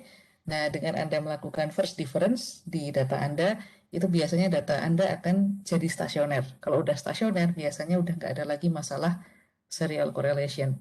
Itulah alasan kenapa banyak model time series itu variabelnya itu pakai D. D itu artinya difference. Jadi first difference-nya. Ya, bukan di level. Jadi lawannya level, lawannya first difference itu adalah level. Kalau Anda cari turunan pertama dari level, nah itu Anda ketemu first difference. Oke. Nah, jadi di sini mari kita lihat model yang terakhir yang akan kita bahas di hari ini adalah si first difference ini ya. Oke. Modelnya ini kita punya tibil di regress terhadap IP sama tibil -1. Oke. Jadi ceritanya ini ada autokorelasinya gitu ya. Nah, kalau misalnya kita transformasi data kita ke dalam bentuk first difference, tibilnya di turunan pertama, IP-nya di turunan pertama, lag dari tibil juga di turunan pertama. Oke. Nah, maka kita bisa punya model seperti ini. Dulu, question 15. Oke. Nah, kita punya turunan pertama dari setiap variabel kita. Nah, model yang sudah ada apa namanya turunan pertama dengan turunan pertama ini dia biasanya sudah stasioner dan tidak ada lagi masalah autokorelasi. Ya, mari kita lihat di PPT. The evidence that serial correlation is present, ini yang belum di first difference ya, itu terlihat dari DW statistik di sini. Oke. Okay. Nah, terus now let's estimate the same model with first difference. Nah, remember that if use allows you to difference the data very easily. Jadi kalau first difference di if use itu tinggal dikasih D di depannya. Jadi D dalam kurung nama variabelnya. Kalau variabelnya udah log, ya nggak apa-apa, taruh aja D di depan lognya. Jadi di log. Oke. Komennya type di sini udah tadi. Nah, hasilnya kita lihat bahwa setelah kita first difference, ini DW statistiknya sekarang mendekati 2. Nah, jadi DW statistik kalau mendekati 2, itu dia biasanya tidak ada dia menunjukkan tidak ada serial correlation. Tapi saya kurang ingat ya, mendekati 2 tuh sampai batasnya tuh berapa, itu saya kurang ingat. Tapi yang di sini dikatakan bahwa udah nggak ada serial correlation karena DW statistiknya mendekati 2. Nah, the time trend is now not significant. Taking first difference has detrained the data. Nah, ini juga. Jadi kalau Anda punya data di mana Anda ingin mengontrol tren, tapi Anda nggak mau memasukkan variabel tren ke dalam model, yaitu cukup di first difference. Jadi variabel yang sudah di first difference itu otomatis sudah mengontrol tren. Jadi masalah tren itu udah nggak ada. Oke. Okay? Dan kita lihat bahwa R squared-nya sekarang jauh lebih rendah. R squared-nya cuma 13%. Oke. Okay? Nah, tapi meskipun demikian, dia bisa mengatasi autokorelasi. Nah, jadi kalau misalnya ada model R squared-nya terlalu tinggi, tapi ternyata ada masalah autokorelasi, nah ini R squared-nya sebenarnya salah satu indikasi bahwa adanya serial correlation ya. Tadi udah dijelaskan, nah setelah kita perbaiki, ternyata R squared aslinya itu tidak sebesar yang tadi. Ya. Nah itu first difference bisa mengatasi serial correlation. Nah yang berikutnya terakhir ya ini heteroscedasticity data type series. Oke, ini sebenarnya udah agak advance ya, jadi review aja sedikit. Nothing rules out the possibility that both heteroscedasticity and serial correlation are present in regression model. Oke. Nah, kalau di data finansial ya, terutama in many financial time series, the conditional variance of the error term depends on the past value of error term. This is also known as autoregressive conditional heteroscedasticity. Nah, jadi di data keuangan yang dia volatilitasnya tinggi banget, jadi kayak udah volatilitasnya tinggi, durasi waktunya tuh kayak singkat-singkat tuh ya, kayak per hari atau per minggu, tapi volatilitasnya tinggi. Nah, itu biasanya ada hetero dan serial correlation di data tersebut. Nah, kita bisa mengatasinya pakai ARCH.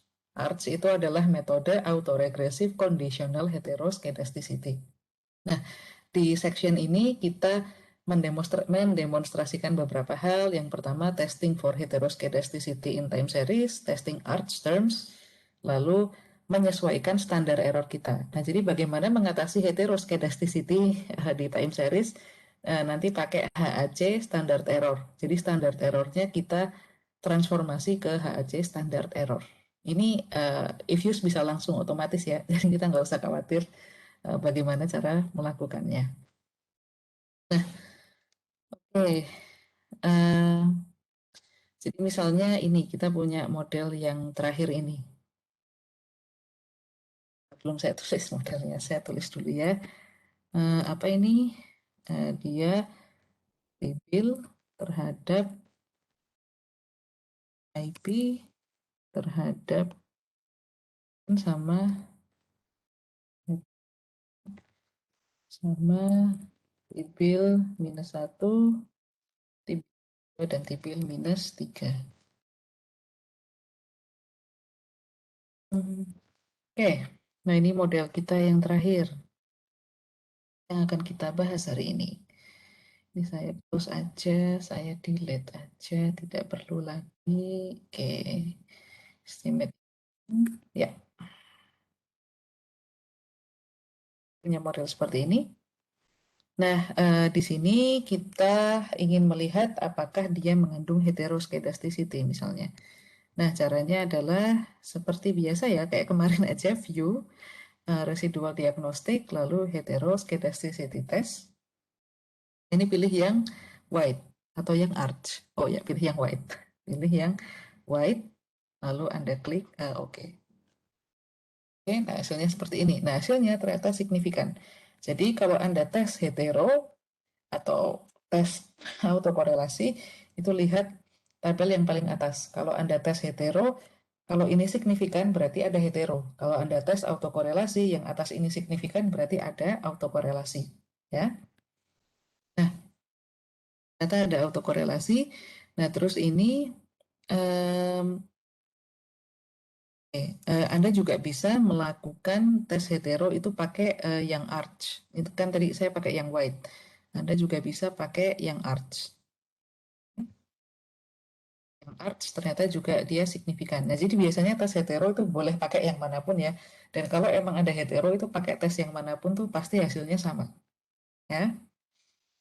Nah, udah ini ada hetero. Nah, cara memperbaikinya itu adalah kita bisa mengubah apa namanya standar error kita itu menjadi robust standar error, yaitu heteroscedasticity sorry maksud saya HAC New West standar error. Jadi caranya sama kayak kemarin, kita kembali ke estimation output, terus masuk ke estimate, masuk ke option. Nah, ini Anda pilih yang ini, HAC New West. Nah, kalau Anda klik OK, nah di sini Anda sudah mengkoreksi heteroscedasticity-nya. Karena sekarang standar error dan covariat Anda itu sudah dirobaskan sehingga bisa menyesuaikan heteroscedasticity tadi. Ya, jadi cukup mudah ya sebenarnya. Sama kayak kemarin, estimate, option. Nah, ini Anda pilih yang HAC, US. Beres. Nah, caranya cukup mudah sebenarnya di Evius. Ini perbandingan keduanya, ini yang udah pakai HAC, ini yang belum. Nah, notice bahwa yang berubah itu adalah standar error sama tes statistik dan p-value-nya ya. Standar errornya ini ada yang ini lebih besar ya, lebih besar daripada yang sebelum dikoreksi. Tes statistiknya juga jadi beda. P-value-nya juga beda. Sama, koefisiennya juga sama. Nah, itu aja materi untuk hari ini. Kalau Anda masih ada pertanyaan, saya persilahkan di beberapa menit terakhir ini. Silahkan kalau ada pertanyaan.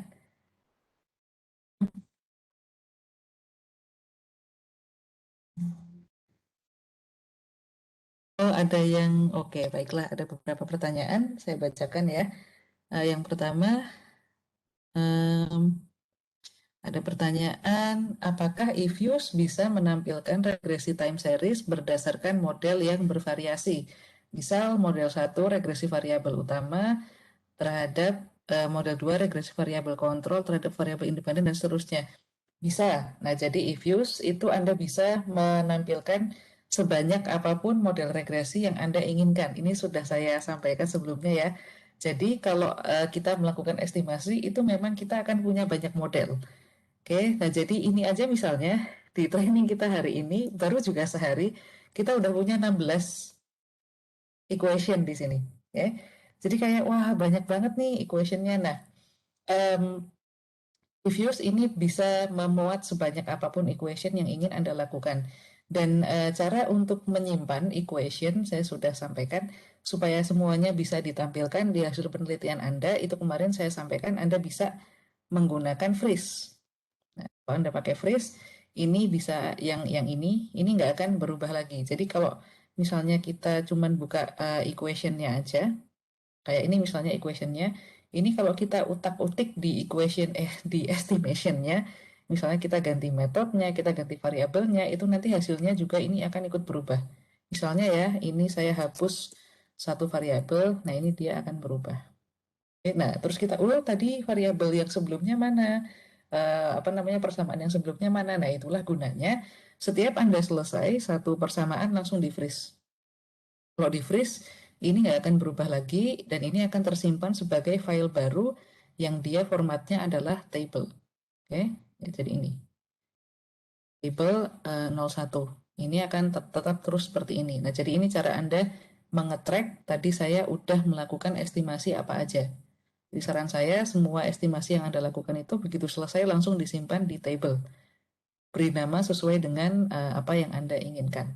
Ya, tapi Ibius dia bisa melakukan equation berapapun yang Anda mau dan dia akan tersimpan di worksheet.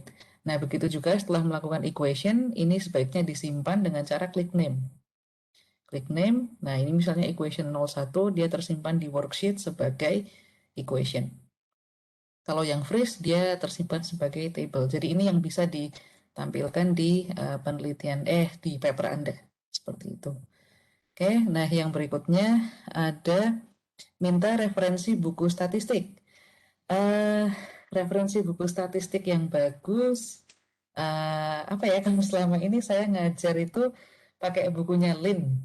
Bukunya Lin itu judulnya apa ya? Saya lihat dulu ya. Saya juga nggak hafal apa judul bukunya Lin. Statistik satu.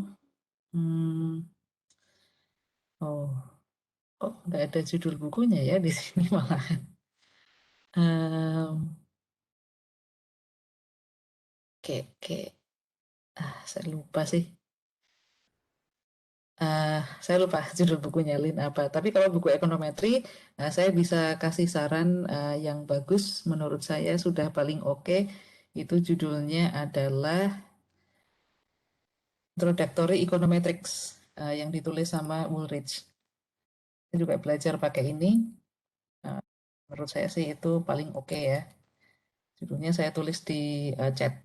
Nah, jadi kalau Anda mau belajar ekonometri, regresi, dan segala macam, itu menurut saya buku yang paling cocok buat pemula.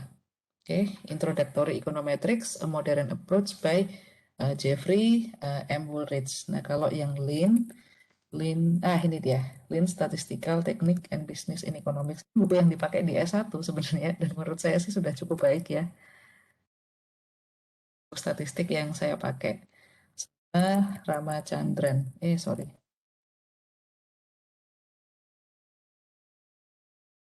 Ramachandran. Ramachandran Statistik. Hmm, mana sih? Nah ini dia. Mathematical Statistic with Application. Juga buku yang bagus.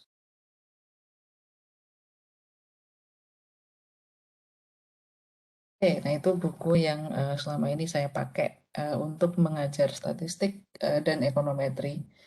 Oh, kalau untuk khusus time series, itu salah satu buku yang bagus itu adalah bukunya Walter Enders. Enders, ini untuk yang time series. Ya judulnya, saya agak lupa kalau Walter Enders itu adalah Walter Enders, Applied Econometrics Time Series. Buku yang cukup advance.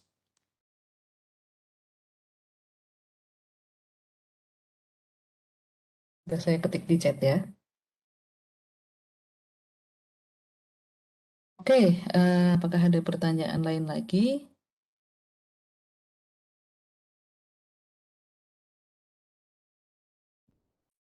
Baik, kalau misalnya em,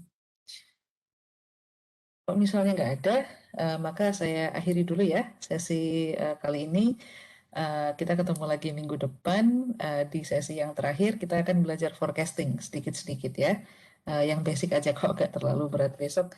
Itu saja dari saya. Terima kasih sudah hadir. Jangan lupa tugasnya ya. Selamat melanjutkan kegiatan, selamat berakhir pekan. Sampai jumpa.